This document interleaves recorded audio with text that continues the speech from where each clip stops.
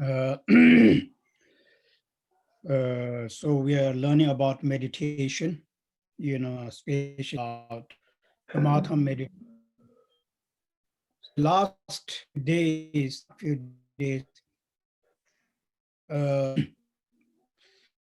we went through, let's say, uh, we can say three different approach.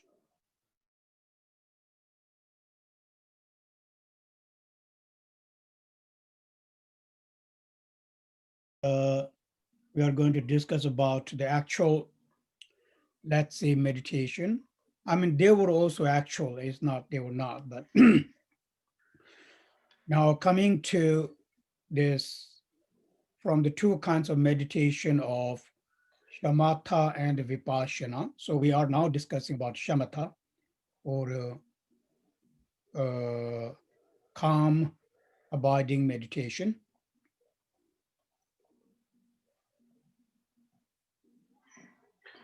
Entonces, bueno, buenos días a todos. Estaba perdido, como que se me olvidó que era domingo. Obviamente, tan pronto me desperté, supe que tenía que dar charla, pero después como que se me olvidó. Vi el mensaje de Carlos y bueno, ya estamos acá. En los últimos 3 domingos hemos visto como, digamos, 3 aproximaciones diferentes y hablamos de shamatha y de vipassana. Hoy vamos a hablar más precisamente de la meditación shamatha en sí. Eh, ok. uh, it's important to mention, so I'm mentioning, otherwise I think you guys know this. Now, when we meditate shamatha meditation is the primary meditation, meaning is the foundation meditation for the rest of the meditation. So the object, as far as the object of these meditations are concerned, there are some interesting objects. Like, for example, in many of these meditation instruction books, they mention, let's say, 5 different objects. Like, for example, first, it has to do with the sense consciousness, eye consciousness. Object that you see, it means any object, physical object. This is a physical outer object. Uh, like whatever, you desire the most. Let's say you like rose flower, it's object of eye consciousness, right? Then you can literally use that rose flower and focus on that, concentrate on that. So that's from the point of view of physical object, which is object of eye consciousness, correct? Then rest are quite easy to know then. For example, sound, you can also meditate on sound, but the sound, when you focus, then you are focusing through, mainly through ear consciousness, correct? Okay, so let's say when you see something, then your eye sees it. That means when you're focusing, you're using the focus, the potential of your eye consciousness. So in some meditation, it says you do not want to close your eyes there because you want the object, which is now the rose, for that, then you want to see the color, the shape, the radiant nature of that, all of this, so to say. Then sound, the second was sound for the ear consciousness. Generally, most of we sound of wind, sound of water, ocean, these are the sounds. These two are most used object for shamatha. Here, we are not trying to see how beautiful they are. We're not trying to see how pleasant they are. Please remember that, okay? I'm not saying we have to listen to a music. This is not meditation. here we have to make sure that, that here I am simply focusing on the sound, not on the characteristics of the sound. I'm focusing on the rose, not on the characteristics of the rose.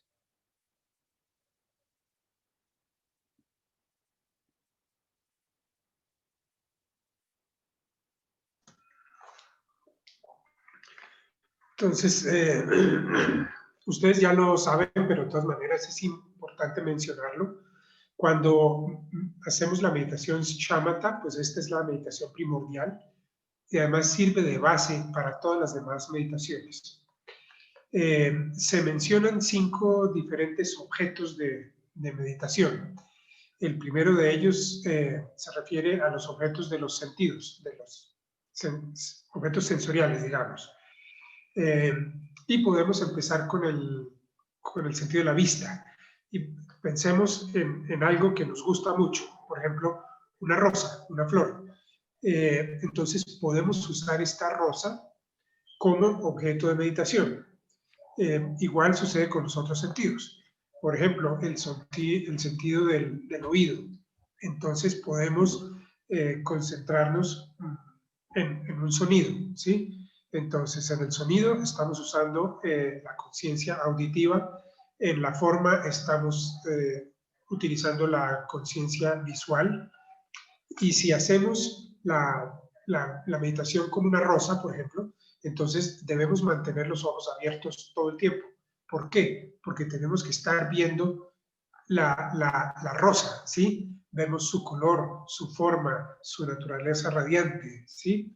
Ahora, si estamos usando el sonido como objeto de meditación, entonces podemos usar el sonido del viento, el sonido del agua, el sonido del océano. Estos 2 órganos de los sentidos o conciencias, la conciencia visual y la conciencia auditiva, son las que más se utilizan para la meditación shamatha. Ahora, algo que debemos tener muy claro, no estamos, digamos, apreciando la belleza del objeto, no se trata de apreciar la belleza de la rosa o la belleza del sonido. Entonces, por ejemplo, o qué tan placenteros son. Entonces, para la conciencia auditiva no debemos usar música, eso no es meditación, porque entonces ahí estaríamos enfocándonos no en el sonido como sonido, sino el sonido porque es bello, porque es placentero, porque nos gusta la melodía o lo que sea. Entonces nos enfocamos en el objeto, más no en las características o cómo lo percibimos desde el punto de vista emocional. Ok.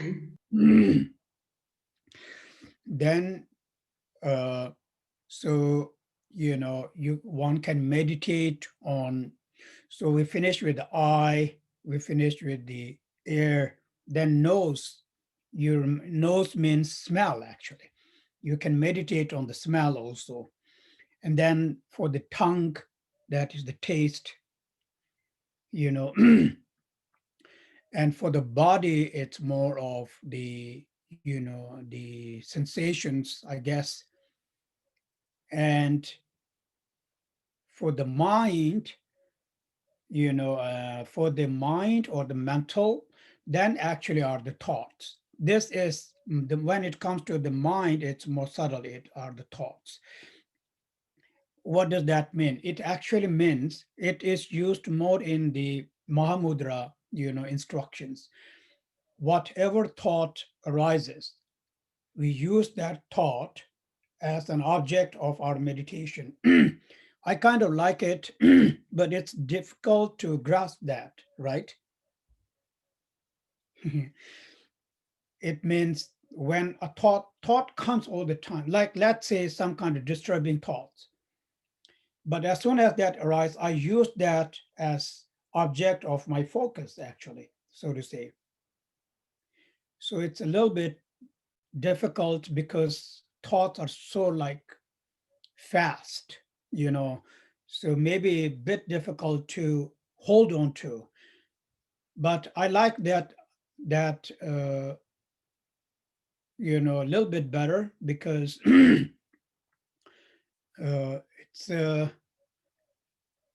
it's more, intimate. I mean, this is just my feeling.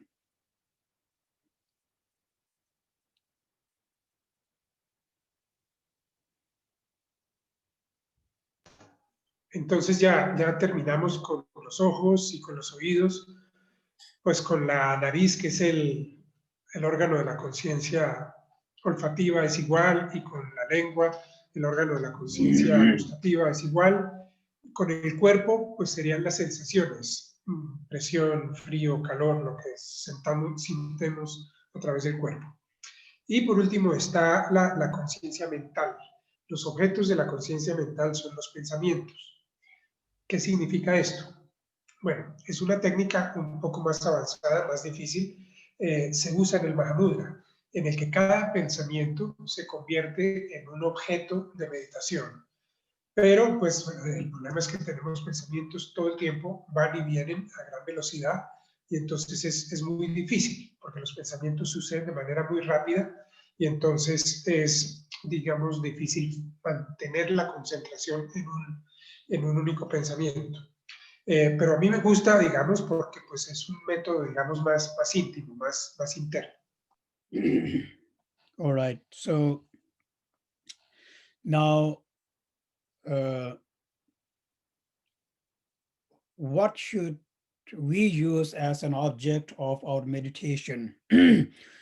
Then, my advice, it's not only my advice, but advice of our lineage holders is we should use the physical appearance of Lama, Yidam, and Buddhas. So which means we can, so our Guru Yoga, practice is really, really good. I know most of you, I guess all of you, but some new people may not be doing this, but you are doing the Guru Yoga of 16 Karmapa. And I encourage you to keep doing that. It's very, very important to do the Guru Yoga. So please do Guru Yoga, and 16 Karmapa is very good.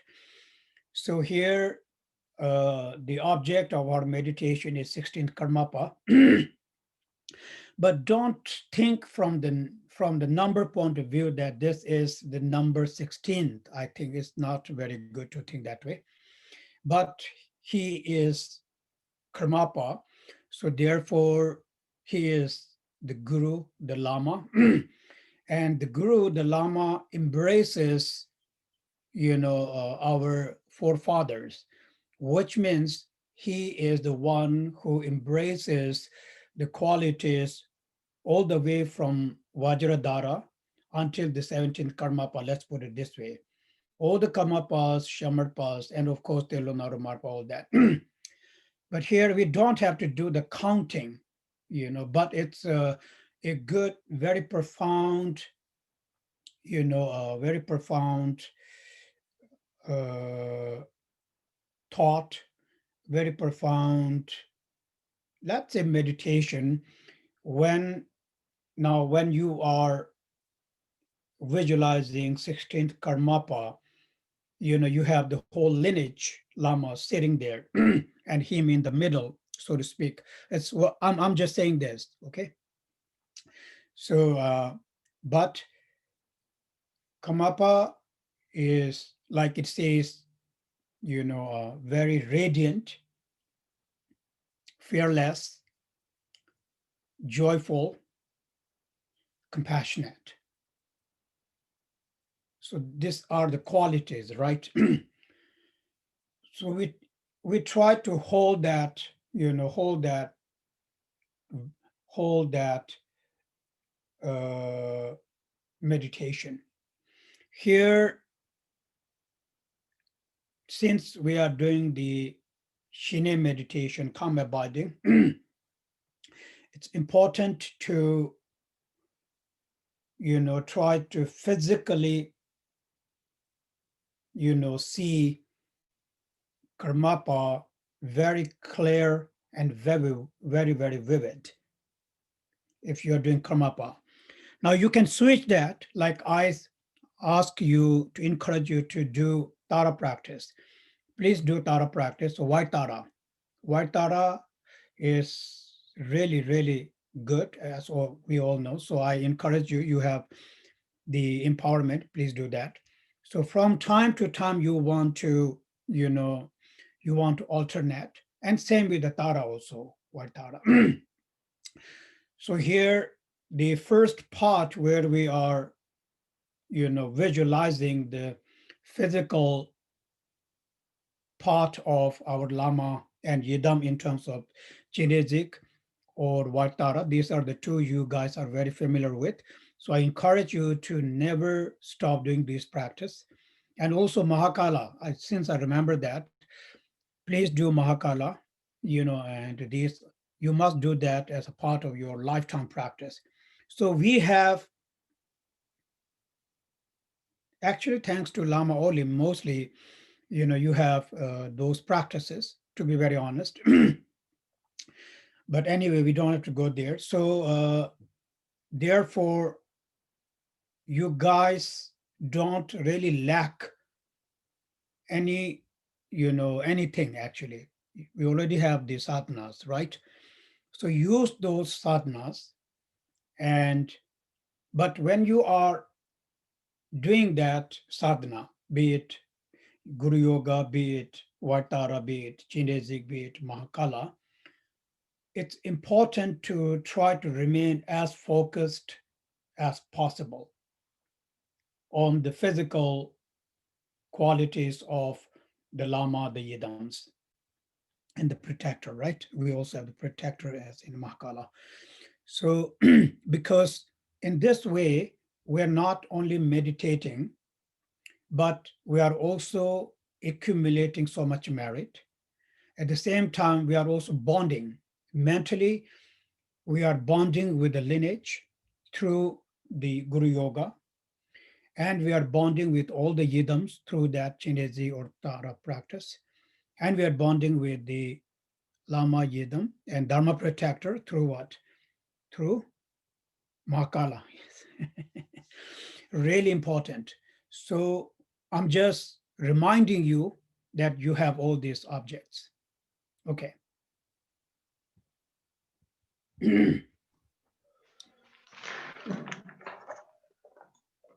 Entonces, la pregunta sería, ¿qué objeto de meditación usar? Porque hay muchas alternativas. Y mi consejo, y el consejo de todos los grandes maestros del linaje, es usar al Lama, a los Yidams y a los Budas como objetos de meditación. Por ejemplo, muchos o algunos de ustedes puede ser que estén haciendo el Guru Yoga del 16º Karmapa. Si lo hacen, síganlo haciendo. Es muy bueno. Eso está muy bien. Ahora, no piensen en el número 16, ¿sí? No piensen en, es que yo hago Karmapa 16. No, porque el Karmapa, en este caso, el Karmapa 16 en esta meditación representa al Gurú, representa al Lama, y el Gurú también como abraza o encarna o representa a todos los sustentadores del linaje, desde Vajradhara o Dorje Chan hasta el 17º Karmapa, ¿sí? Entonces, estas meditaciones Guru Yoga son muy profundas. Entonces, podemos visualizar a Karmapa 16 rodeado de todos los lamas del linaje, ¿sí? Y Karmapa debemos entonces visualizarlo como muy radiante, sin miedo, gozoso y totalmente compasivo, ¿sí? Y tratamos de sostener esta visualización durante la meditación. Como estamos haciendo Shine, entonces pues es muy importante tratar de ver a Karmapa muy vívidamente, muy claramente, ver todos los detalles. Lo mismo sucede cuando estamos haciendo alguna práctica de Yidam como Tara Blanca o Chinresi o Tara Verde, ¿sí? Y también cuando estamos haciendo la práctica con los protectores de Mahakala. Ahora que lo recuerdo, quiero decirles, deberían hacer Mahakala, tómenlo como parte de su práctica diaria para el resto de vida, hacer Mahakala nuevamente, ¿sí? Entonces, pues a nosotros, los estudiantes, los que estamos acá, no nos hace falta nada. usemos las sadhanas que hemos recibido, ya sea cualquiera de los Guru Yogas, o de Tara Blanca, o de Chenrezig, que también hacemos, o de Mahakala. Pero cuando estemos haciendo estas meditaciones, entonces lo más importante es tratar de mantener la concentración lo mejor posible sobre, ya sea el Lama, si es el Guru Yoga, o sobre Chenrezig y Tara Blanca, si estamos haciendo la práctica de Yidam, o sobre Mahakala, si estamos haciendo prácticas de protección. De esta manera, entonces, usamos estas meditaciones con forma como parte de nuestra meditación Shine y estamos haciendo entonces, o estamos logrando tres cosas. Primero, estamos meditando. Segundo, por haber escogido ese objeto de meditación, estamos acumulando mucho mérito. Y tercero, estamos estrechando el vínculo, ya sea con el maestro a través del Guru Yoga o con los Yidams o con los protectores, dependiendo de la sadhana que estamos haciendo. Entonces, pues ya lo tenemos todo. Es, digamos, responsabilidad nuestra usarlos. All right. So, yeah, now I already mentioned this, but I want to go through it again. And now we are going to discuss about the fivefold,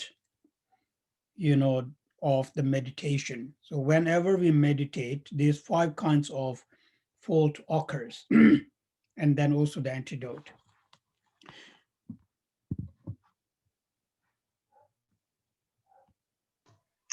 Entonces, yo ya lo mencioné, pero como es importante, vuelvo y lo repito, de las 5 faltas que se presentan o 5 fallas que se presentan durante la meditación y los antídotos que podemos aplicar. Right.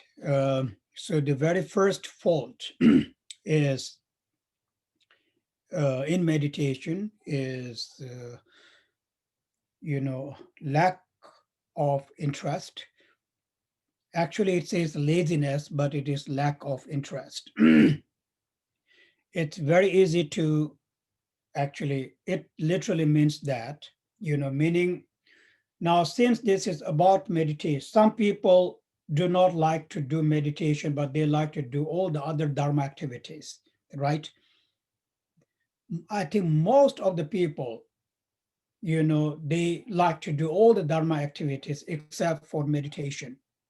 I know there's a fact for myself, actually.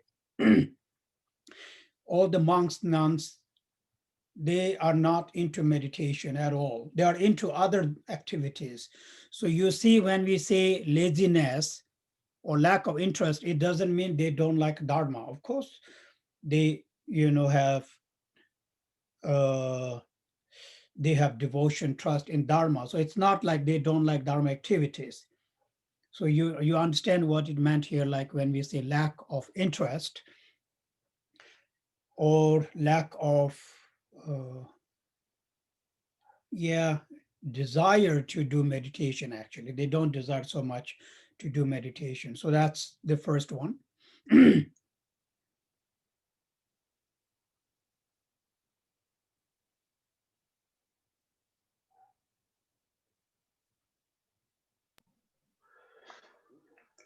Bueno, entonces la primera falla o falta es la pereza, pero la pereza entendida como falta de interés. Y no quiere decir que no les guste el Dharma. Por ejemplo, y lo sé de manera propia, digamos, hay gente a la que le gusta el Dharma, le gustan todas las actividades del Dharma, pero no la meditación en sí. Eso es muy común entre monjes y monjas. Sí, les gusta, tienen devoción, tienen confianza, sí, se ven atraídos por el Dharma, pero les falta ese deseo de sentarse a meditar. If you ask monks and nuns, if you meditate, they will laugh. Actually, it's very natural for them to laugh. They're like, are you, kidding me, so to speak? And it was same with me too, because, but if you ask them, like, do you practice Ngondo, then they will say yes. If you ask them, any other things, they will say yes. But meditation as monks, nuns, all of them, maybe they are being very humble, I guess. So because they have this sense that somehow meditation is beyond one's capacity, which is not exactly true. Anyway, so that's it came because of this, it may not exactly that they do not desire it, but somewhere they are lacking the uh, lacking the you know uh, confidence a little bit, I guess we can say, yes.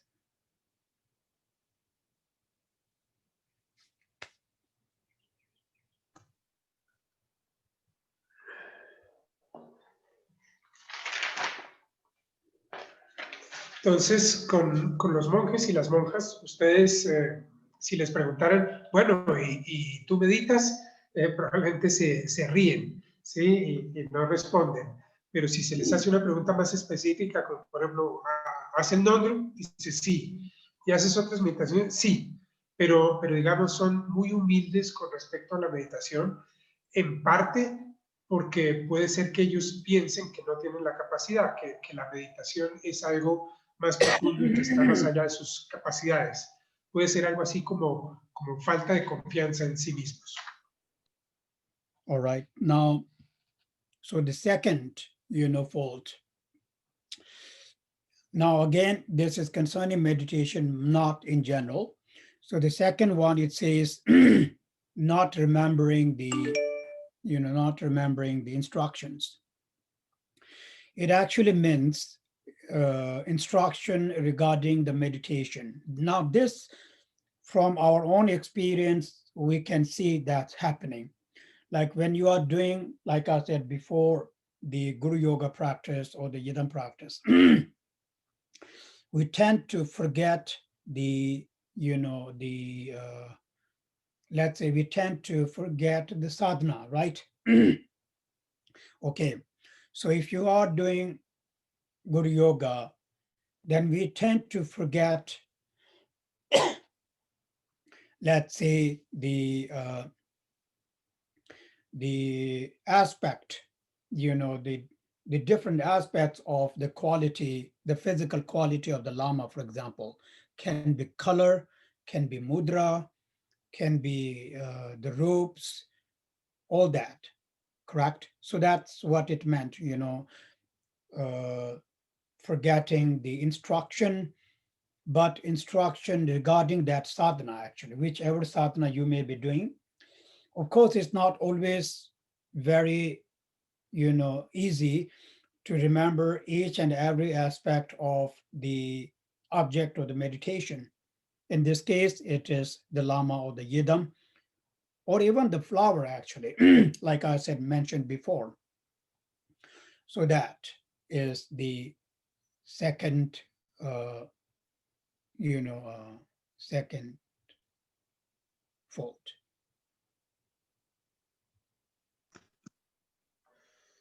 Bueno, la segunda falta, y no solamente aplica para la meditación, sino pues es también más general, y es olvidar las instrucciones. En este caso, obviamente, las instrucciones de la meditación.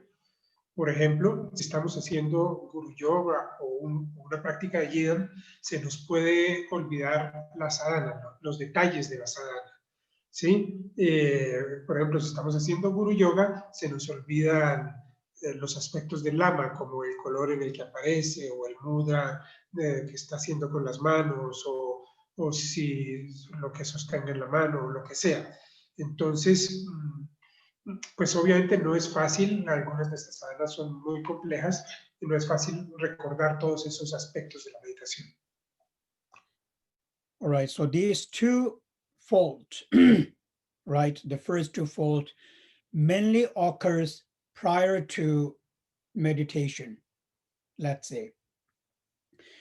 So these are more like the preliminary fault.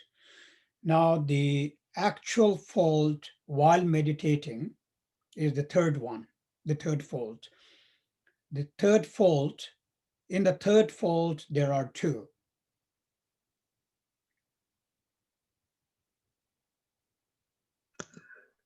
Entonces, estas dos primeras faltas, digamos que ocurren antes de empezar la meditación, son como faltas preliminares.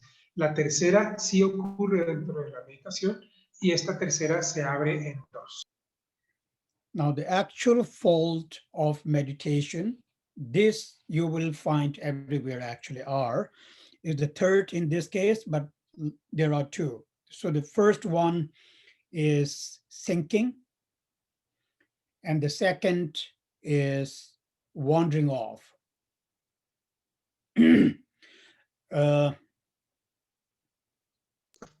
Lama, what was the first, thinking or thinking? Thinking. Thinking.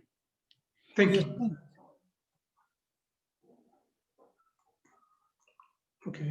Entonces, la tercera ocurre realmente durante la meditación, es una falta real durante la meditación y tiene dos aspectos. Una, la de pensar, y la otra, la de divagar, digamos, perdernos. Right. So this we have to discuss a little bit in detail, actually, these two. First, you know, what is thinking exactly? Thinking, you know.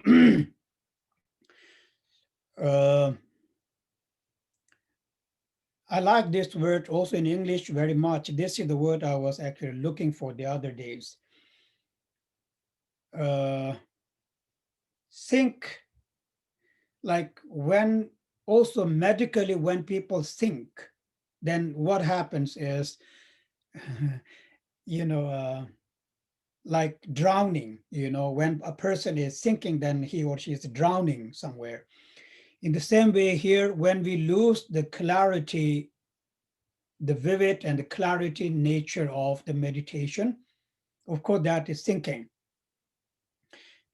So from like in meditation, as what is meditation? Meditation has two, let's say two, you know, aspect to it, all the meditation.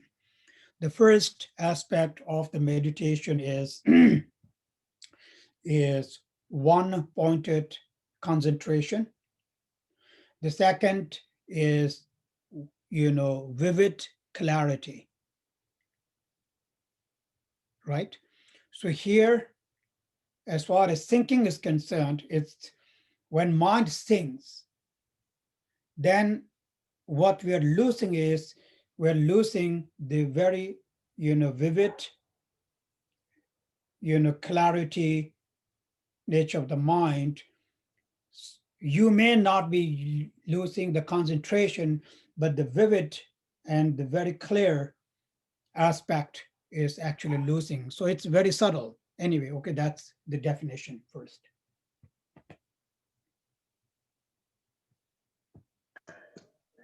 Bueno, yo entendí mal el término, entonces aclaro, la primera no es thinking de pensar, sino sinking de hundirse, de ahogarse, digamos.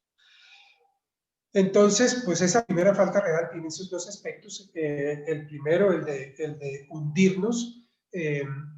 Me parece que en español la palabra que más nos ayudaría a entender sería letargo, letargo mental. Y segundo, el divagar, el pensar. ¿Sí? Entonces, el letargo o el hundirnos, para usar sinking, la traducción de sinking, que es hundirse, sería perder la claridad. Y es que ustedes recuerdan que la meditación Shiné tiene dos aspectos. Uno, el de la concentración unipuntual, en donde se mantiene perfectamente la concentración en un solo objeto. Y el segundo aspecto es la claridad muy vívida que hay que mantener en la mente. Entonces, cuando nos sucede la primera falta, la de hundirnos o el letargo, como digo yo, estamos perdiendo esa claridad mental. Puede que no perdamos la concentración, pero sí perdemos esa viveza y esa claridad de la mente. Entonces, esa es la definición. Ok.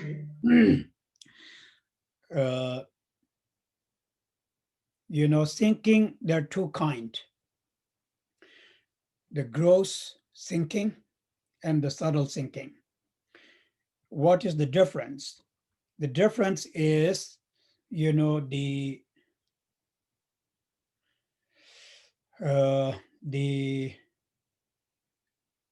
clear aspect of the meditation. There are two kinds, okay?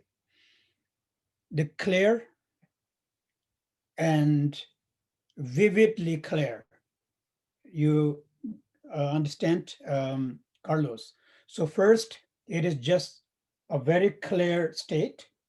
And the second is vividly clear.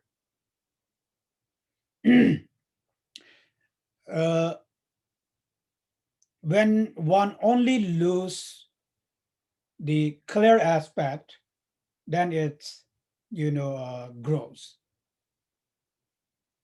But when one loses vividly clear aspect, that actually is very subtle. So it says we don't have to this. Okay, so what you can see here, it actually will happen only to somebody who has a very steady meditation experience, because the clarity and the vivid and the concentration is happens to a very advanced individual in meditation, right? To the beginner, it is not that of a big problem actually, because one may not be there. So, but it's, you know, it's important to mention so that one can recognize it. Here, in meditation, steadiness, meaning stability, right? So that steadiness in terms of concentration, and then in terms of, let's say, clarity, is very, very important. And this stability in one's meditation, regarding this quality of the concentration and the clarity, will only happen to an advanced meditator. So that's why the thinking, both kind of thinking, happens at a later stage of the meditation. Okay. Entonces, podemos hablar de dos tipos de hundimiento o de letargo, el burdo y el sutil. Y es que, a su vez, el aspecto de claridad lo podemos abrir en dos. Una claridad y una claridad más vívida. Entonces, cuando perdemos esa claridad más vívida, estamos perdiendo pues estamos cayendo en el letargo sutil.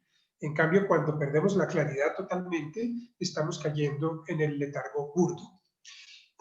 Ahora, estas faltas o fallas en la meditación le ocurren a un meditador que ya tiene una meditación muy estable, a meditadores avanzados, digamos.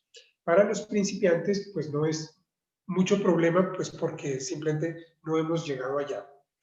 Pero es bueno saberlo para ir aprendiendo a reconocerlo. En una meditación estable, entonces, pues están los dos aspectos, el de concentración y el de claridad. Entonces, esta pérdida de claridad solamente sucede a meditadores muy avanzados. Para los principiantes, lo que más sucede es la pérdida de la concentración. All right. So, thinking. Now, there is another, let's say, you know, obstacle, which is a little bit similar to thinking, and it's called fogginess. In some, I think they use clumsiness, but fogginess, let's stick to fogginess. Fogginess is much grosser than sinking, and it causes, sinking. Actually, it is an example of fog. When there are fogs, then you cannot see very clearly. So therefore, when our mind is foggy, then of course, the meditation will not be that clear. So I think we do experience fogginess, but we don't experience the sinking yet. So in some, they may use the word called dullness, dullness also. So you can see these two are both actually are related, and both are rooted in ignorance, we can say, the fogginess and the sinking.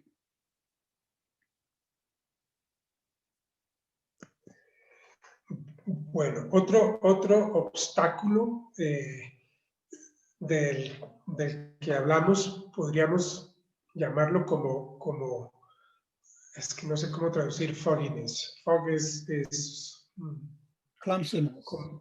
sí, como humo, como bruma, entonces no sé si es como oscurecimiento o algo.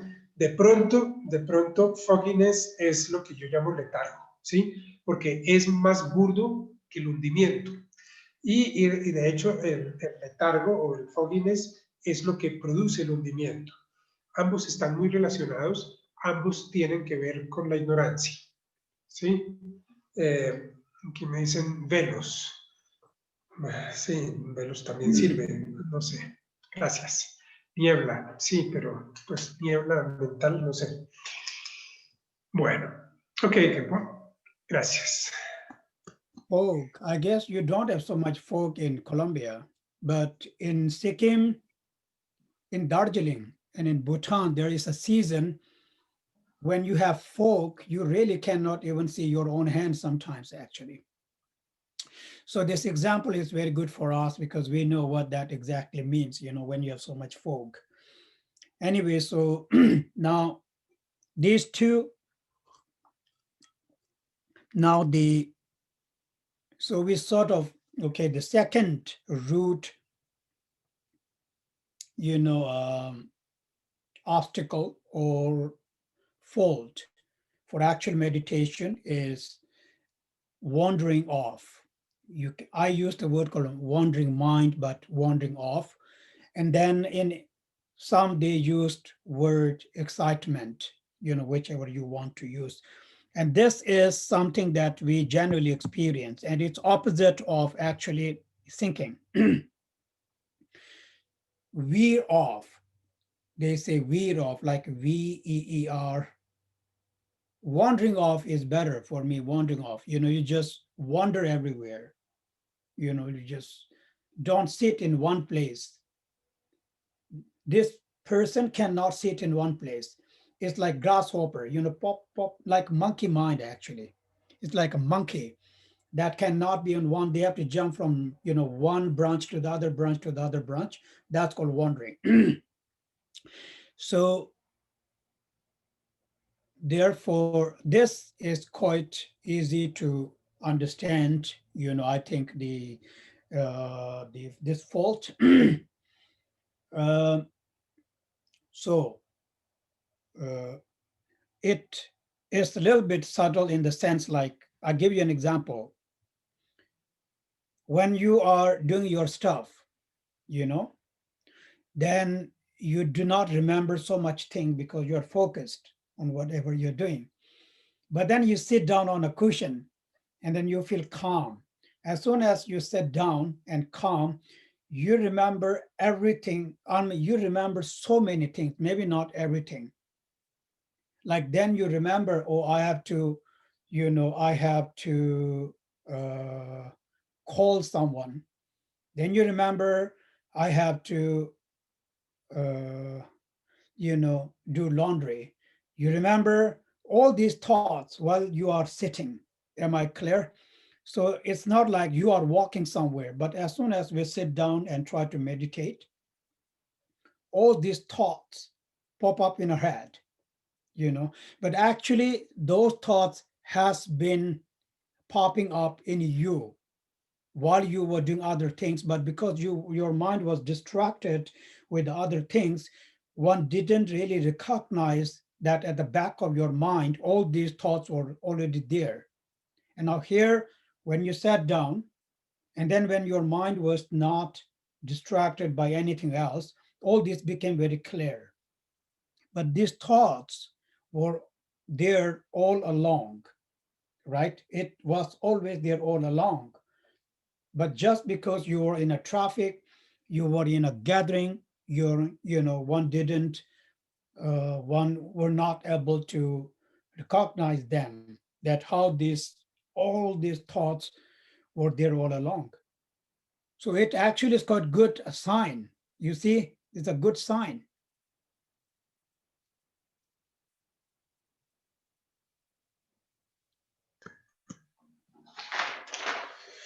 Entonces, bueno, de pronto el ejemplo de fogginess no sea bueno porque en Colombia nosotros no tenemos tanta neblina, tanta niebla, pero en Sikkim y en Bután hay momentos donde, y en Darjeeling hay momentos donde hay tanta niebla que uno no se puede ni siquiera ver la mano al frente de la cara. El segundo obstáculo, ¿cómo lo llamamos? Divagar, pues es una mente que divaga, una mente de mono o de mico, que está como saltando de una rama a la otra. O gente que no se puede quedar sentada, que es como un saltamontes, que está ahí y de pronto brinca a otra parte. Cuando nosotros estamos haciendo actividades mundanas, digamos, estamos ocupados y entonces estamos concentrados en lo que estamos haciendo, un trabajo, algo que estemos haciendo. Después entonces nos sentamos en el cojín de meditación, tratamos de relajar nuestra mente y ahí mismo aparecen muchos pensamientos, empezamos a recordar un montón de cosas. Ah, tengo que llamar a tal persona, ah, tengo que lavar la ropa, ah, tengo que hacer esta cosa o la otra, ¿sí? Pero de hecho los pensamientos aparecen todo el tiempo, solamente que cuando nosotros estábamos ocupados con una actividad mundana o ordinaria, digamos, estábamos distraídos y no nos dábamos cuenta, pero esos pensamientos siempre están ahí, solo que no los reconocíamos como distractores. Entonces, el que se sienta a meditar y se dé cuenta de todos esos pensamientos que le llegan, eso es una buena señal. Está aprendiendo a meditar. You know,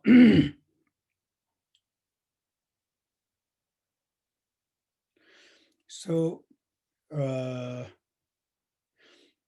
have you seen this picture of, elephant, monkey, monk? It's actually called 9 stages of meditation. It's a very beautiful picture where they explain, how our meditation works. So in this example, we actually discussed that later on, but in this example, elephant, here the elephant is untamed elephant, which represents our mind. When the elephants are not tamed, they are very, very dangerous for them, because they can really destroy things and they can damage things, and at the same time, they can harm a lot of other people. So our mind, is like untamed elephant. Actually, that's what Shantideva says, right? So that's our mind. Now, so elephant is there, and then elephant is led by this monkey in the picture. Monkey represents distraction, represents the, second, represents the wandering of monkey. Okay. And the elephant in the very beginning, the elephant is dark in color. Dark. So the dark color represents the thinking and the fogginess, nature of the mind. And then behind the elephant, there is a monk.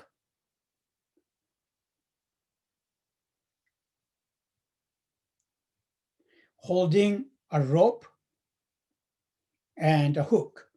So the rope and the hook represents mindfulness and awareness. And monk himself represents the meditator. If you see this photo, it's actually very beautiful. Chasing the mind, right? We are chasing the mind, actually.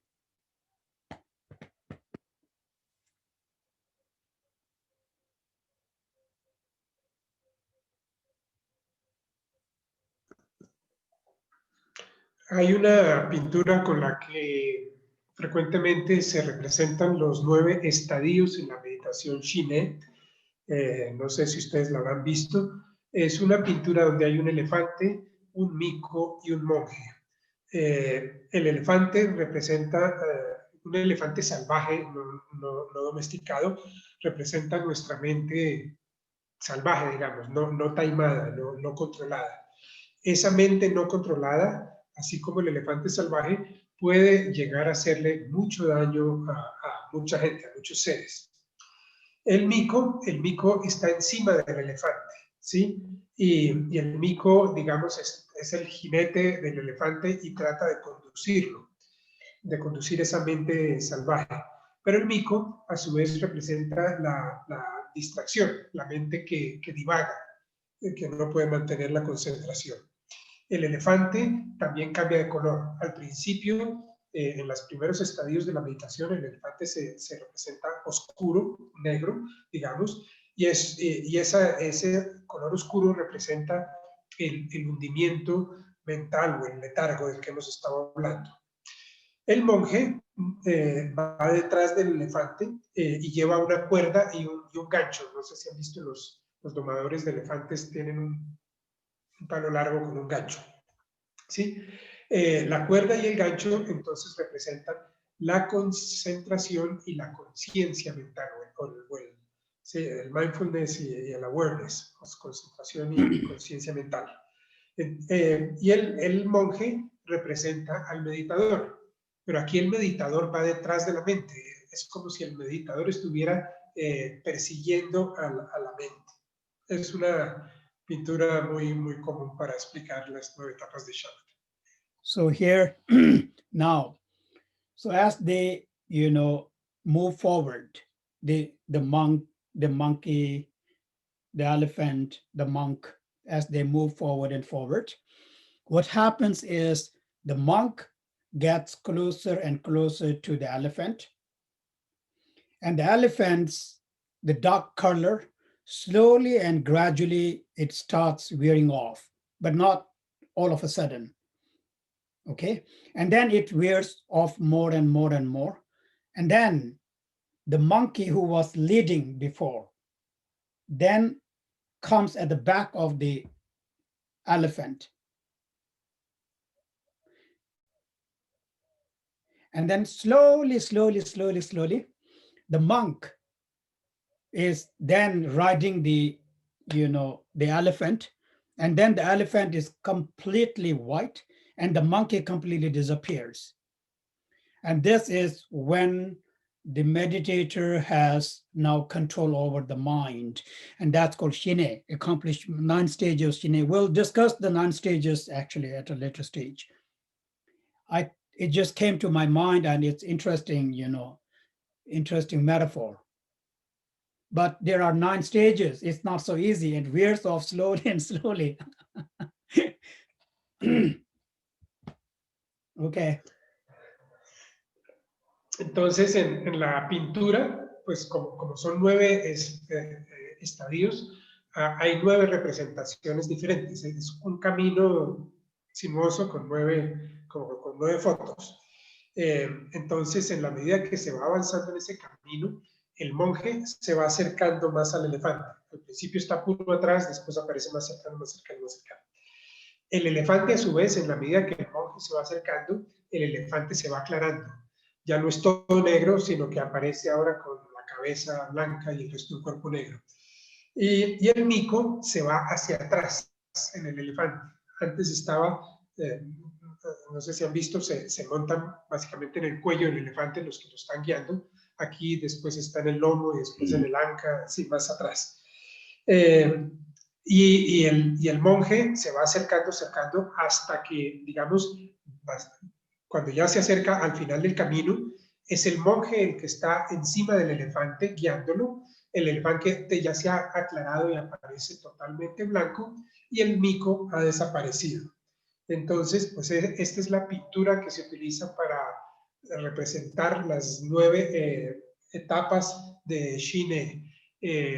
Vamos a hablar de eso más adelante, pero pues en este momento recordé la pintura y por eso quería mencionárselas.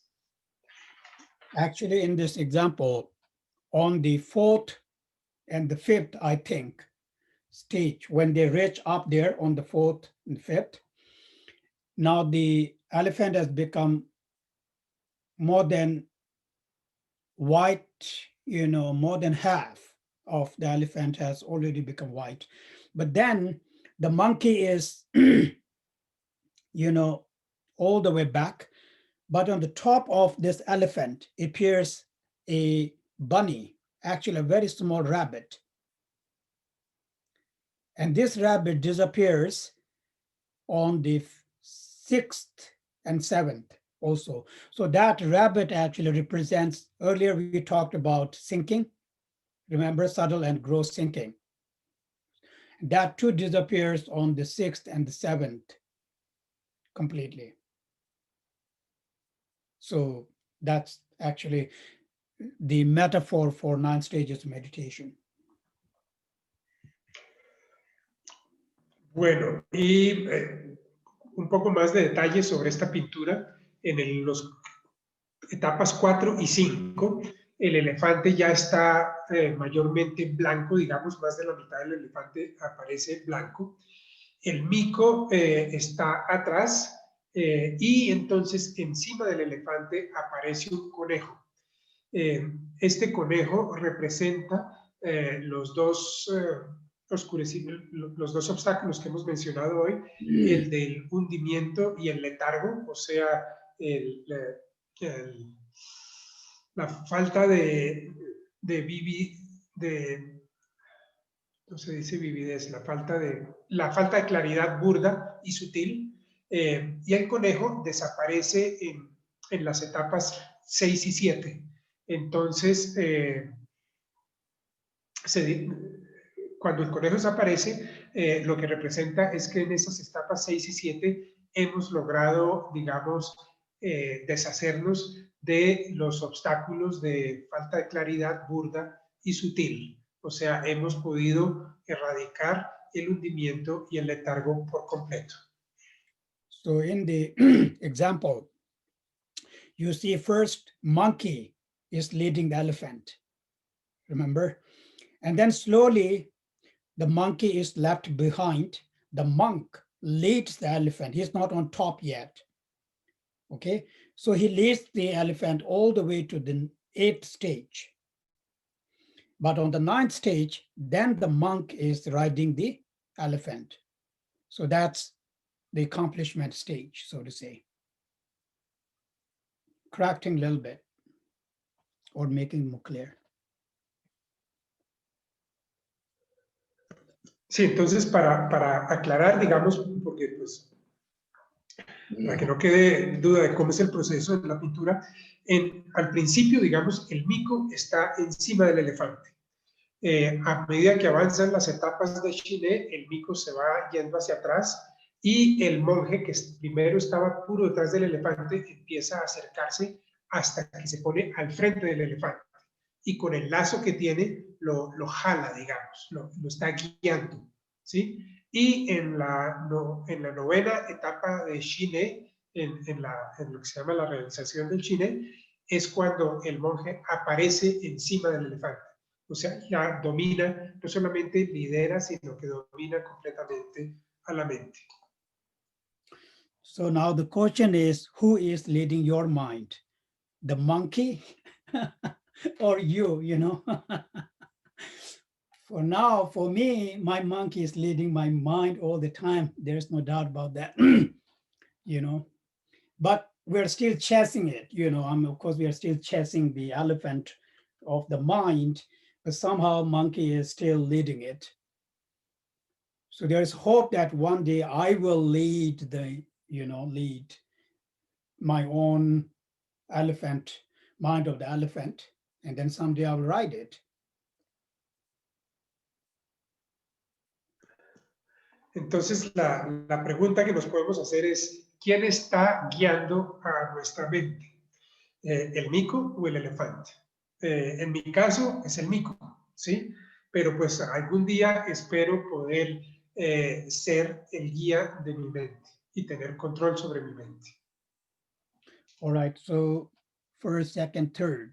So these two, you know, the root obstacle, we can call it obstacle or fault for meditation, which is thinking. With the thinking, there is fogginess, but fogginess is not counted separately. Okay, so thinking and wandering off or excitement, these two are counted as one. And in this category, then it is the third, I think, right? Third so far. Now the fourth obstacle or fault for meditation is non-application. Non-application meaning, you know, lack of effort. So this is easy to understand. It actually means, I guess this is what happens with us most of the time. The, you know, inability to apply antidote for distractions. So this, when we experience these kind of distractions of the thinking and excitement, when we are not able to, apply antidote accordingly, we'll speak about the antidote later on. There are 8 antidotes.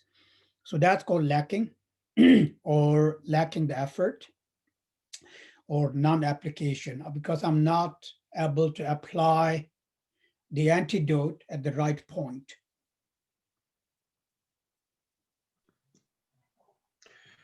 Bueno, entonces las dos faltas o obstáculos primeros eran el del hundimiento y el letargo, digamos que se consideran uno, y el de la divagación. Probablemente la divagación es el tercero. Entonces, ahorita hablaríamos del cuarto obstáculo o falta en la meditación. Y este se llama no aplicación o falta de esfuerzo, falta de diligencia. Y eso nos pasa todo el tiempo a todos nosotros. Digamos, tenemos la incapacidad o inhabilidad para aplicar el antídoto en el momento correcto. El antídoto contra el hundimiento o la divagación. Okay. For instance, it's good for us to remember, whenever we experience some kind of conflict in our mind, it's very important to apply, antidote right away. If I'm angry, I should really try my mind. I should immediately apply antidote, right? If my mind is distracted, I should immediately apply antidote. Like when my mind is wandering off in all the directions with all the silly things, senseless things. In that very moment, then I should apply antidote. I should know that all these things are senseless, meaningless, and perhaps try to recollect Dharma, try to think Lama or Yidam, things like this, actually. It's very important to to try to implement these antidotes immediately,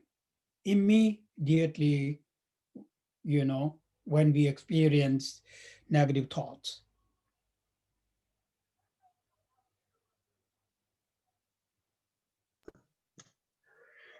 Entonces es bueno recordar, digamos, que si aparece una emoción en mi mente, yo debo reconocerla e inmediatamente aplicar el antídoto. Entonces, si reconozco la ira, inmediatamente aplicar el antídoto a la ira. O si aparece la distracción porque me obnubilo con cosas bobas, con cosas intrascendentes, entonces también aplicar el antídoto.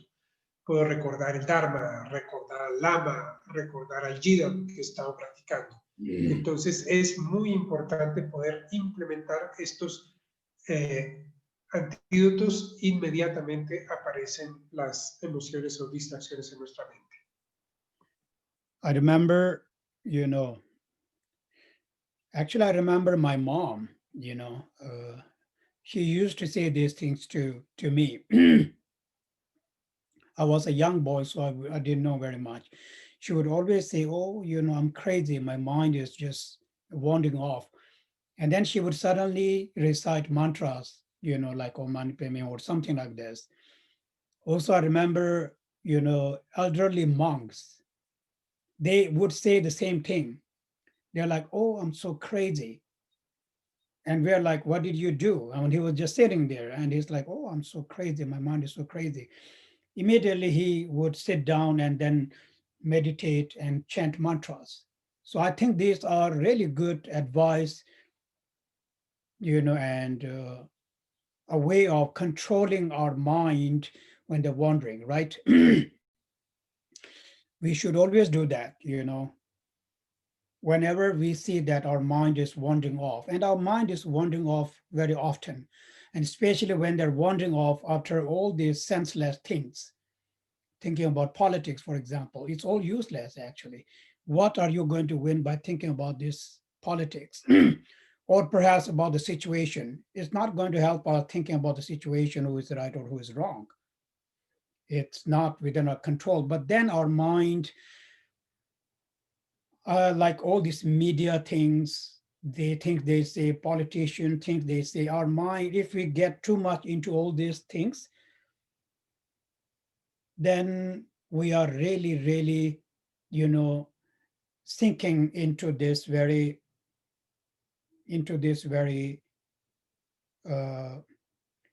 negative, you know, let's say negative path. Because what is the point, you know, really? Exactly what is the point of talking about them or discussing about them or listening to any of these, you know, these people? What can this very famous news media can do? Nothing. But then we are listening to all these things and then we are, you know, talking, discussing, making our own mind very disturbed. I disturbed my own mind. I destroyed the peace of my mind. So what is the point of doing all these things, right? So instead, just completely ignore them, actually, really. Just completely ignore them. And then if these things come to our mind, think about Dharma, think about Lama, think about Yidam, you know. These things can really help. I mean, it just came to my mind right now, so I thought it was good, you know, to remind us.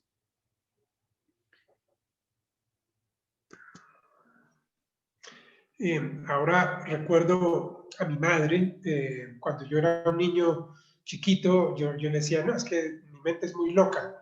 Y ella en ese momento empezaba a repetir el mantra Om Mani Padme Hum. Y eso también lo hacen los monjes más viejos. Sí, cuando ellos se dan cuenta que su mente está muy loca, empiezan a repetir mantras. Es un muy buen método para aplacar nuestra mente. Por el contrario, por ejemplo, pensar en política o en la situación económica o lo que sea es muy negativo. ¿Qué ganamos con eso? No ganamos nada. y por el contrario, si nos hundimos en un camino muy negativo. Por ejemplo, oír los canales de noticias, ¿sí? Muy importantes, los analistas políticos, lo que sea, pero pues ¿qué ganamos con eso? Nada. De hecho, lo que ganamos es que estamos perturbando la mente. Entonces, es mejor ignorar todo eso. No involucrarnos en política y en discusiones y todo eso, y más bien, en la medida que podamos, traer a nuestra mente el Dharma, el Lama o el Jidam que nosotros estemos practicando. Eso nos ayuda a controlar nuestra mente mucho más. Now, this really is a good advice, actually. Anyway, so now that was the fourth obstacle, you can call it, or fault regarding the meditation. Now, the fifth obstacle is non-application.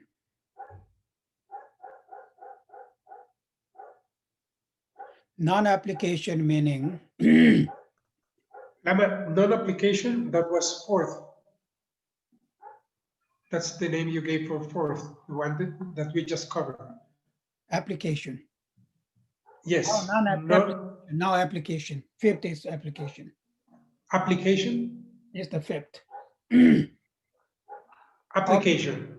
We had so far, this is the fifth one, right? Yes. Yeah, so application, it's opposite of non-application. Yeah, right. Okay, thank you.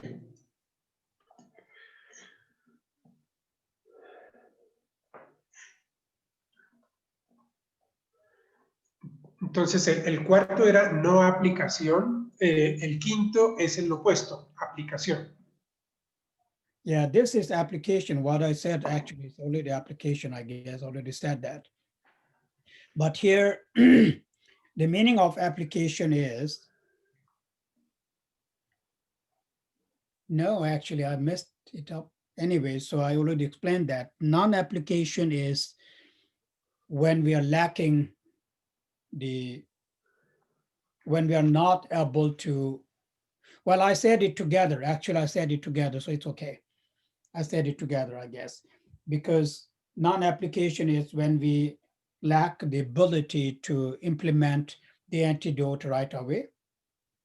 And then application is what I already said, when we apply. But here there is a trick. When the application is a trick in the sense like, it means, we need, it's like medicine actually. You need right amount of dose. If you overdose, then instead of curing you, it can damage you, right? In the same way, when we implement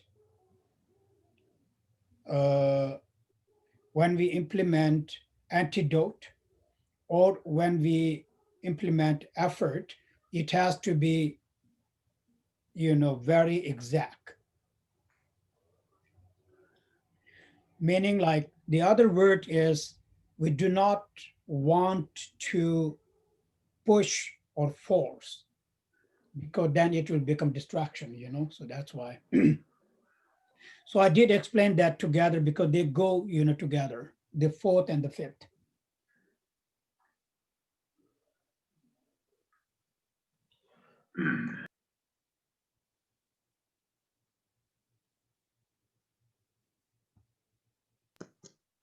Entonces, el quinto se llama aplicación, que es el contrario del cuarto de no aplicación. Y de hecho, pues ya como que los mencioné al mismo tiempo, porque pues la no aplicación es no darnos cuenta de la falta, no darnos cuenta a tiempo y no poder aplicar el antídoto adecuadamente, mientras que el quinto es aplicar el antídoto, pero digamos de una manera equivocada. Y es que hay un truco, ¿sí? Aquí podemos hacer el símil con la medicina. La medicina nos sirve, pero con la dosis adecuada. Si tomamos más dosis de la necesaria, pues eso es una sobredosis y eso puede llegar a matarnos. Entonces, con el antídoto sucede lo mismo. Debemos aplicar el antídoto, pero digamos en la cantidad o el esfuerzo preciso. No debemos entonces sobre ejercitarnos en la aplicación del antídoto, porque entonces esto se convierte en otra distracción. Okay. In meditation instructions, you know, there are these two terms that we always use. The first term is focusing or concentrating, and the second term is releasing or loosening up. These two are actually very important. Okay, so when someone is meditating, if we experience too much distraction, that means I am forcing too much. So I need to learn to loosen up. I need to loosen up my physical effort as well as my mental effort. Like when we become too stiff, you know, in our mind and in our body, like this, you know, oh, then it's not good. So because that stiffness that I am experiencing in my mind and then in my body itself is not meditation, itself is a distraction. So what should I do then? As soon as first I need to recognize that, correct? As soon as you recognize it, you must loosen up. So what are you loosening up? You're loosening up your this very stiff concentration, and you're loosening up your that very stiff body position.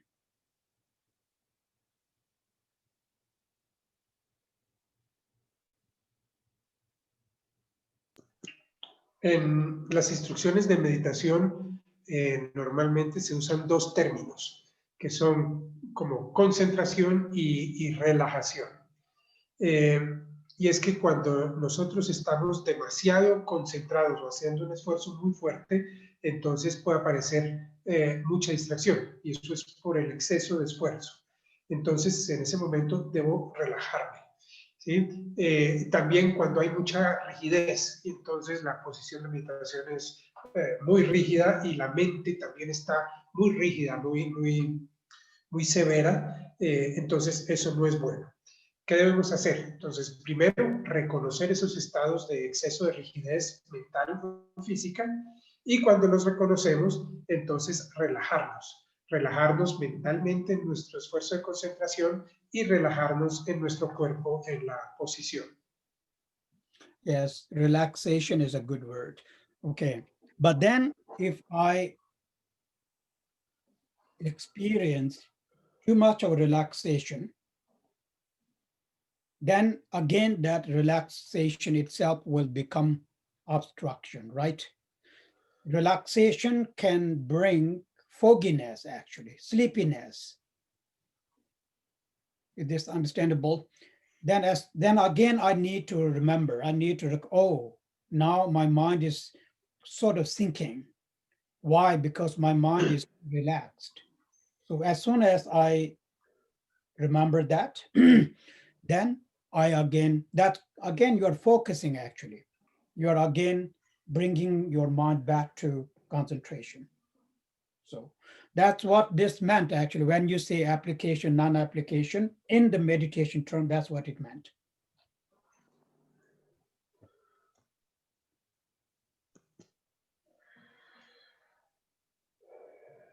Entonces, relajación sí es una buena palabra.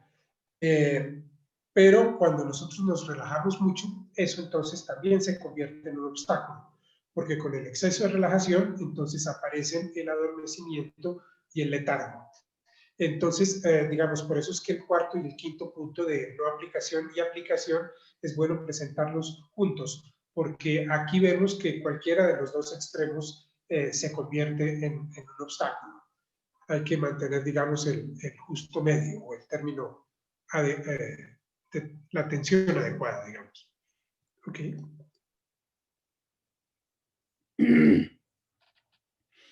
The tool, the root tool to develop that recognition, the ability to recognize these obstacles is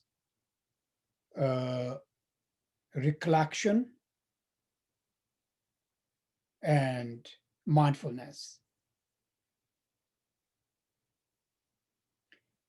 So both the recollection or introspection, actually, or we can say, let's say recollection and introspection, for me, it's pretty much same than mindfulness. And this both are developed and both are obtained through actually meditation. So the more we meditate, the more we concentrate, automatically these two qualities of the deep introspection or recollection and mindfulness, or you can also say awareness, all these qualities, mindfulness, awareness, recollection, introspection, are grown in us only and only through, especially through shamatha meditation.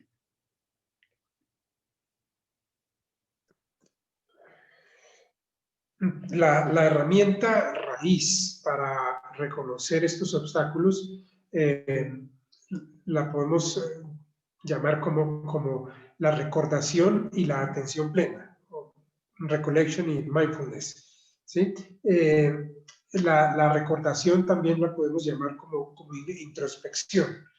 Entonces, estos dos aspectos, ¿sí? de introspección o recordación, y por el otro lado, mindfulness o conciencia plena, se logran por medio de la meditación. Es en la medida en que nosotros practicamos la meditación que vamos desarrollando estas dos cualidades. Okay, so I think I'm going to stop here for today. So we completed the 5 obstacles. So I'm going to stop here and I'll take some questions. Entonces, con esto hemos completado el estudio de los 5 obstáculos que se presentan en la meditación. Es un buen punto para parar, pero pues vamos a tomar algunas preguntas. Tenemos nuestra nueva herramienta de preguntas. Buenísimo. Muchas gracias, Olguita. Entonces, ¿se puede meditar con los ojos abiertos con imágenes de los distintos Budas? Can we meditate with when we are using the Buddha images, when we are visualizing Buddhas, or can we use, or using images of Buddhas, can we leave the eyes open? Yes, actually, it says that we should not completely close our eyes. It's the instruction they give, because it means when we completely close our eyes, then somehow we tend to experience, let's say, sleepiness, or it kind of makes it more dark. Because it's more of a, so it, according to the instruction, it says, our eyes should be half closed and half opened. So to say, this is the instruction, but one should always adjust that to one's own, to one's own experience, actually. Maybe you can keep your eyes open for some times, and then if your eyes get tired, perhaps you can keep them half closed and sometimes closed. So one should always alternate those options and see, how one can adapt to them. It's about adapting it, right?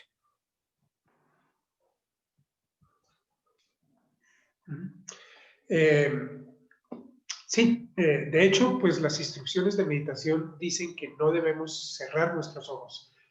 Cuando nosotros cerramos los ojos, entonces aparece el adormecimiento o la oscuridad. Entonces debemos tener nuestros ojos medio abiertos o medio cerrados, que es lo mismo. Pero también, digamos, podríamos utilizar esta instrucción de acuerdo con nuestra experiencia.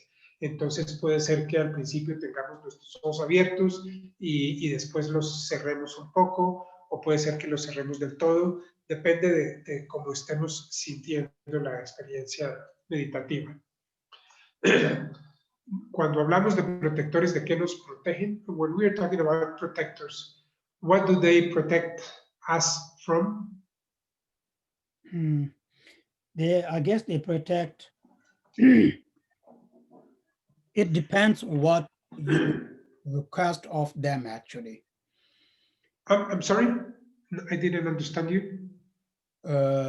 It depends what you request of them, right? If you request for wealth, longevity, perhaps that's what you're going to get. But then if you request them to remove the obstacles on the path to enlightenment, that's what you're going to get. So it pretty much depends on, on our request. Yes. Entonces, pues los protectores, digamos, nos otorgan o nos protegen o nos dan lo que nosotros les pidamos. Entonces, puede ser que les pidamos riqueza o longevidad y es posible que obtengamos eso. O también puede ser que nosotros les pidamos que remuevan los obstáculos en nuestro camino hacia la iluminación y entonces eso es lo que obtendremos de ellos. The actual word is Dharma Pala, so Dharma protectors. From this point of view, it means all of the Mahasiddhas, they did not, depend on these on these beings for personal gain, such as like wealth or longevity, but rather they, they depend, not depend, but they actually, ask them to protect the Dharma. And they promised that they will do so. So that is why Dharma Pala, the Dharma protectors. We don't, it's not like, we don't say, the world protector, but the Dharma protector. So that's what it explains. The real purpose of attending, let's say, the yidams and all that, really is to protect the Dharma, the Buddha Dharma, actually. That's how it should be. Entonces, el término completo es Dharma Pala, o sea, protector del Dharma. Y pues cuando nosotros leemos las historias de los Mahasiddhas que digamos tenían a estos protectores, pues los Mahasiddhas obviamente no les pedían a estos protectores ningún tipo de beneficio personal, ¿sí? Algo para ellos, sino que les pedían a los protectores del Dharma que protegieran el Dharma, que el Dharma no se acabara, no se corrompiera, no se diluyera. Entonces, pues debemos entender estos protectores no como protectores mundanos, sino como protectores del Dharma, porque eso es lo que son. Next question. ¿Cómo sabemos qué tanto tiempo debe uno aplicar un antídoto? How can we know how much time we should apply a specific antidote? Okay, so now before I answer that, I'm still with a Dharmapala, actually. Okay. The realized lineage holders, like Karmapa and many other realized bodhisattvas, Mahasiddhas, they appoint these Dharma protectors, right? So from our Kajipa, then all the Kaji realized beings from, let's say, in Tibet, then it starts with the Marpa, Milarepa, Thapo, or Kamapa, Shamarpas, and of course, in all the, other Kaju lineages. We have these Dharma protectors, and these lineage holders of the different Kaju subschools who are Mahasiddhas, they appointed them to protect our lineage. Since I belong to that lineage, therefore I follow them. And it is same with the Sakyas, with the Nyingmas, and with the Kajis. These, they are appointed because the lineage holders were, these Dharmapalas took refuge under them, actually, under all these our great masters, and requested them to, to help them. So in return, then all these realized beings, or lineage holders, gave them this task, saying that if you protect my lineage and my followers, you promise that, right? So it's very, very beautiful actually from that point of view. This is the real meaning of Dharmapala.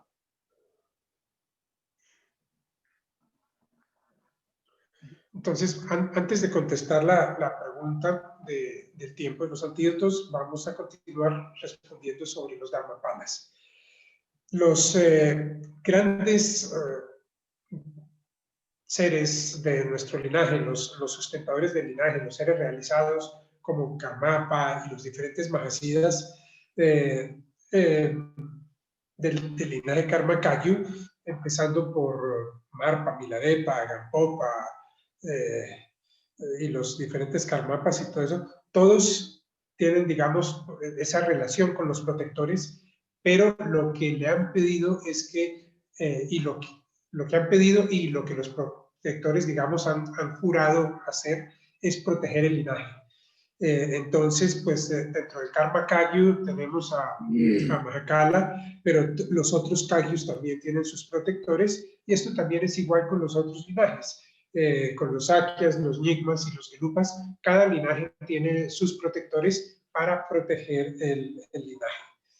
Y esto es muy bello porque pues es algo que se dio entre el protector cuando, digamos, se comprometió a proteger, y el maestro que le dice, entonces, como tú hiciste esa promesa de proteger, necesito que protejas el Dharma y a mis estudiantes.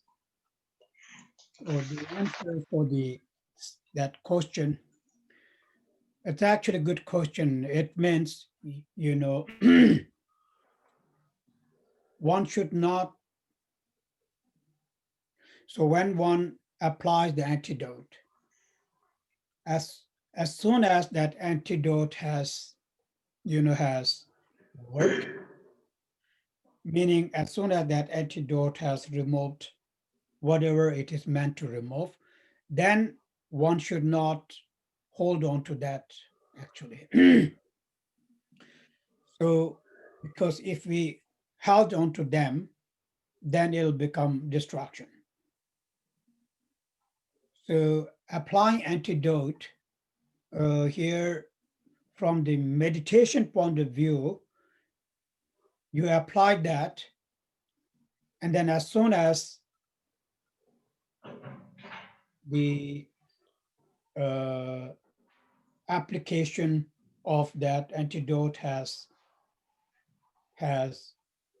completed its task, one no longer needs that antidote, right? You don't need it, like medicine. Once when you are cured, then you no longer need to take that medicine.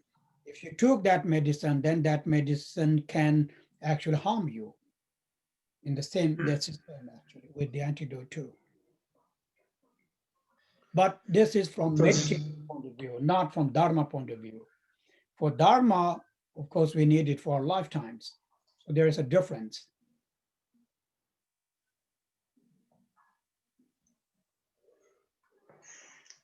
Entonces, sobre la pregunta de por cuánto tiempo aplicar un antídoto, es una buena pregunta. Y la respuesta es la siguiente. Debemos aplicar el antídoto hasta cuando el resultado, o sea, la eliminación del obstáculo, se dé. En ese momento debemos dejar de aplicar el antídoto. Porque si nosotros nos aferramos al antídoto y seguimos aplicándolo cuando ya no está el obstáculo, esto se nos convierte en una distracción. Es lo mismo con la medicina. Cuando ya estamos curados, nosotros debemos suspender el medicamento. Si nosotros seguimos tomando un medicamento cuando ya no hay la enfermedad, eso se nos puede convertir en un obstáculo, en un daño para nuestra salud. Ahora, esta respuesta aplica con respecto a la meditación, que es diferente a la respuesta que daríamos con respecto al Dharma. Porque con respecto al Dharma, pues los antídotos deben estar, digamos, presentes por toda la vida, por el resto de la vida.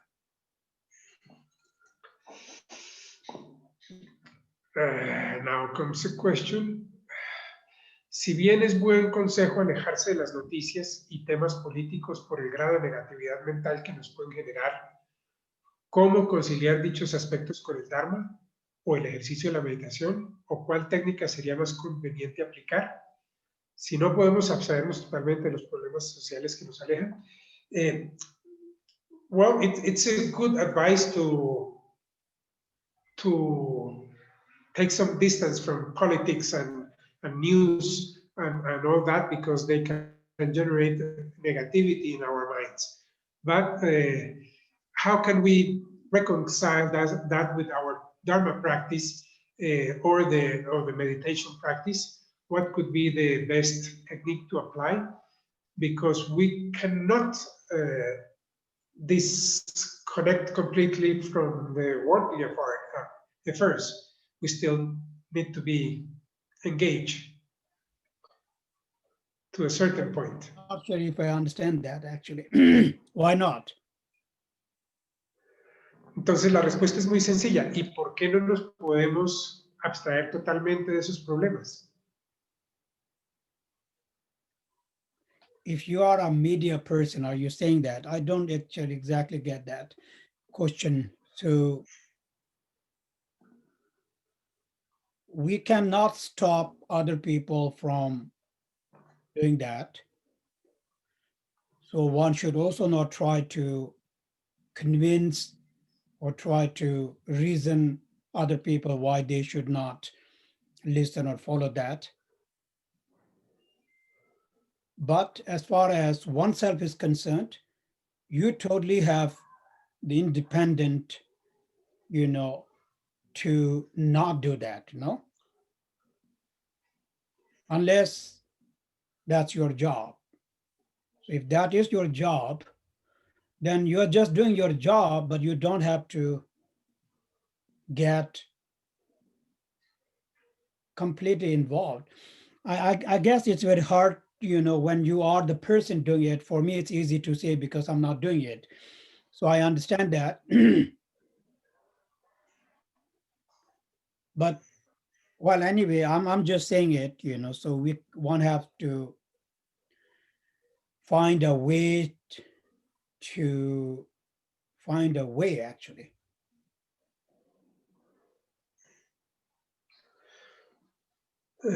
Entonces, pues, ¿y por qué no podemos abstraernos de todas esas complicaciones? No lo entiendo. Bueno, de pronto es que tú eres una persona de los medios, un periodista, y pues entonces obviamente no puedes dejar de hacer tu trabajo.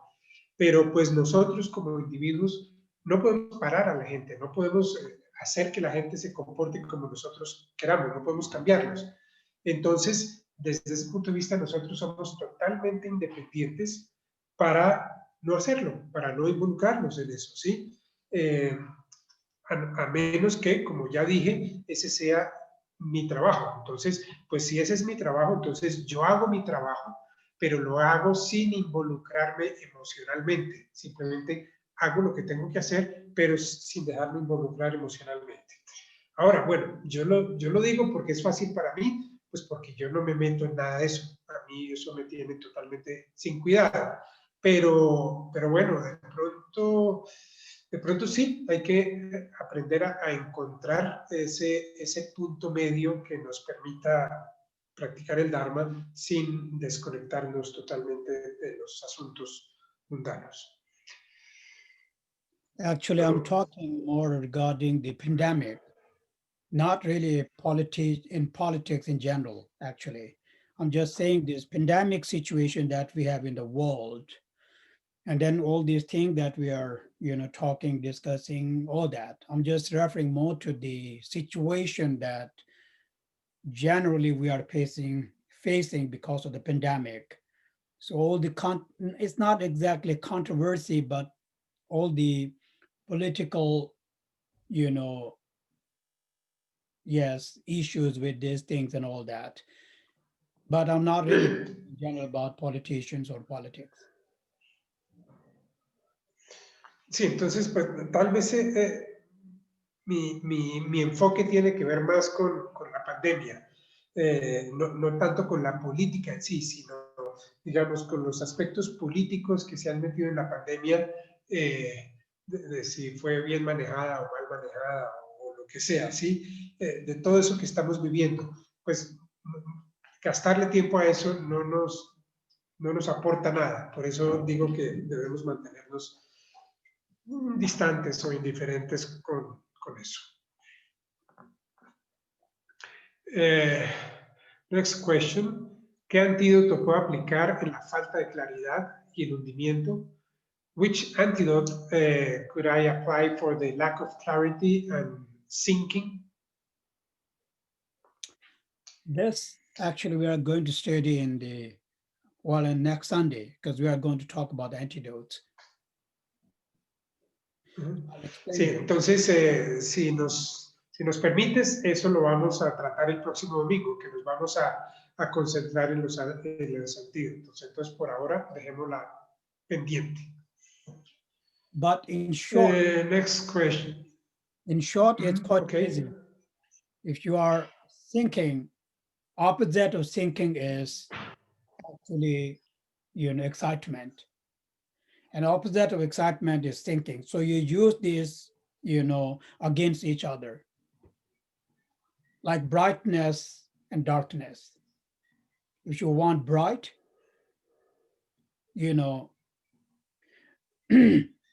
or if you don't want darkness, then you need brightness. And the brightness too much, you need to, darken it a little bit. Same idea, actually. Bueno, entonces lo vamos a ver en detalle el próximo domingo, pero pues como una respuesta corta, como un abrebocas, está que el opuesto del hundimiento es la excitación. Entonces puedes usar excitación como antídoto para el hundimiento. De la misma forma que el opuesto de la oscuridad es la brillantez, la luz. Entonces, si hay mucha oscuridad, utilicemos brillantez. Y por el contrario, si hay mucha luminosidad, pues de pronto hay que oscurecer un poco. Es lo mismo.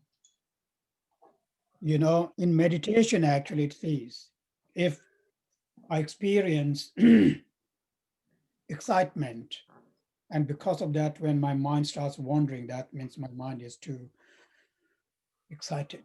So then I need to bring back that mind. So here it says we need to dim, our mind because it's too bright. But when my mind becomes too dimmed, then I again become sleepy. So because my mind is too dimmed, and when I'm sleepy, then he says we should think of, sunlight. Actually, in the meditation, that's what they say, brightness, think of sunlight.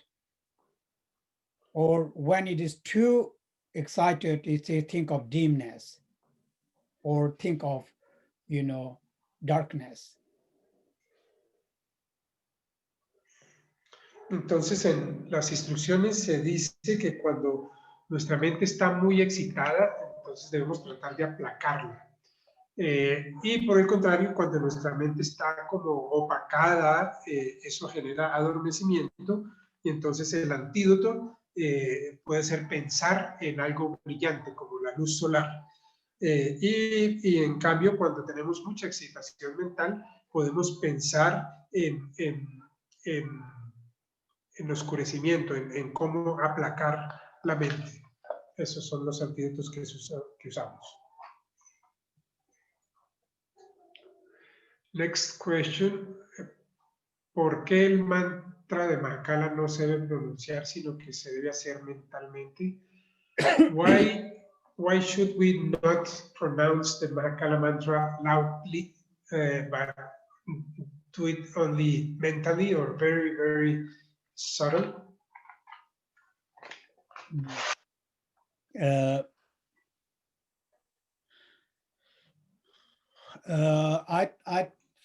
don't think that you cannot say it out loud. You can actually, as far as this, mantra that you are saying, because you are not exactly doing the actual sadhana of the Mahakala. When you are reading that Om Madanuji, you're only reading, that one part of a prayer actually. And it's not really the sadhana of the Mahakala in general. So there is no restriction in reading it out loud. But yes, some mantras are not supposed to read out loud because of the secrecy, so to speak. In general, the Vajrayana is a secret path. So you do not want to reveal your practice to anyone. It must be kept very, very secret. Actually, it's because of that, not just mantra, but anything at all. So the mantras are also, kept secret. That's why one do not read it out loud. But that is with the case of, of very strict retreat of higher Vajrayana sadhanas. In general, like when you say Om Mani Padme Hum or that's not really exactly a very restricted retreat. Or it is not meant to be very secret since it's done in a gathering. So there is no restriction, I would like to think, of saying the mantras out loud. So it depends actually on many aspects.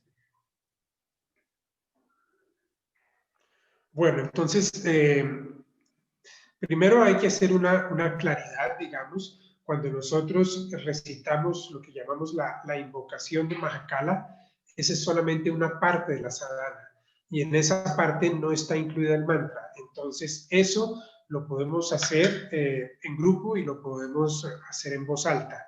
La invocación de Mahakala no hay problema en hacerla en voz alta. Pero sí, es cierto que hay unos mantras que se dice que no se deben pronunciar en voz alta, y esto es por el carácter secreto de estos mantras. De hecho, pues todo el Vajrayana es una práctica secreta, y por eso debemos también mantener nuestra práctica de forma secreta. Entonces, en algunos retiros de prácticas Vajrayana avanzadas, pues entonces esto se mantiene muy en secreto y digamos solamente se hace de manera individual y no se hace en voz alta y todo eso. Pero otras prácticas u otros mantras no hay problema en repetirlos en voz alta, como por ejemplo en la meditación de Chenrezig, repetir el mantra de Om Mani Padme Hum, ese lo podemos hacer en grupo y repetirlo en voz alta. Entonces podríamos decir, esto depende de la categoría o de la clase de mantra que estamos recitando. Hay algunos que son secretos y otros que no. Okay, Kempo, that was the last question. Thank you very much. All right, thank you, everyone. So, yes, so we'll see us next Sunday. And you guys take very good care of yourselves and take care of others. Thank you. Entonces nos veremos el próximo domingo. Por favor, cuídense ustedes y también cuiden a los demás. Muchas gracias. Thank you. Thank you. Thank you very much.